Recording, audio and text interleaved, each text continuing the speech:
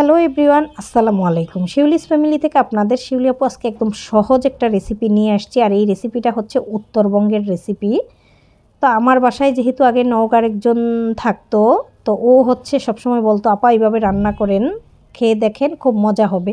তো এখানে ডিম আলু সিদ্ধ করে নিলাম, তারপরে কড়াইতে তেল পেঁয়াজ দিয়ে এলাচ দারচিনি তেজপাতা দিয়ে দিলাম আদা রসুন বাটা, তারপরে দিয়ে দিলাম পরিমাণ মতো হলুদের গুঁড়া, মরিচের গুঁড়া, লবণ, তারপর হচ্ছে ভাজা ধনিয়ার গুঁড়া দিয়ে এই মশলাটার সাথে তেলের সাথে কিছুক্ষণ জাল করে তারপরে এখানে সামান্য একটু পানি দিয়ে নিলাম।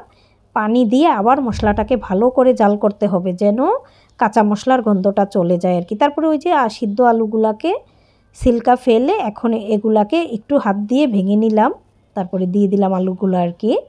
তারপরে এই আলুগুলাকে একটু ভেজে নিব। তো এটা হচ্ছে নওগাঁর যে ফাতেমা ছিল, ও প্রায় সময় আমাকে বলতো আপা এইভাবে একটা তরকারি রান্না করেন, খেতে খুব মজা হয়। তো আমি আরও কয়েকবারই রান্না করেছি, আসলে খুবই মজা হয়। ওরা তো মাছের মাথা দিয়ে করে, তারপরে আপনার হচ্ছে গরুর মাংস দিয়ে করে, মুরগির মাংস দিয়ে করে। তো আমি আজকে হচ্ছে ডিম দিয়ে করে দেখাবো আর কি। তারপরে এইখানে একটু হচ্ছে গরম মশলার গুঁড়া আর একটু ভাজা জিরার গুঁড়া দিয়ে দিলাম। এই তো দেখতেই পাচ্ছেন।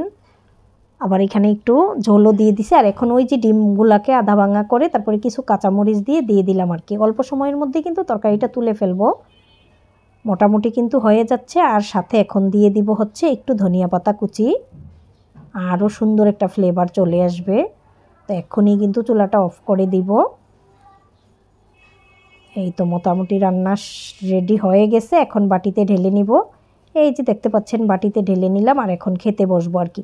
খুব সুন্দর একটা ফ্লেভার আসতেছে। তো আপনারাও এইভাবে যারা প্রবাসে আছেন, খুব সহজ একটা রেসিপি ট্রাই করে দেখতে পারেন কেমন হয়। সবাই শিউলিস ফ্যামিলির সাথে থাকবেন, বেশি বেশি লাইক কমেন্ট শেয়ার দিবেন, আমার ইউটিউব চ্যানেলটা সাবস্ক্রাইব করে নেবেন, ফেসবুক পেজটা ফলো দিয়ে রাখবেন। সবাই সুস্থ ও সুন্দর থাকুন। আসসালামু আলাইকুম, আল্লাহ হাফেজ।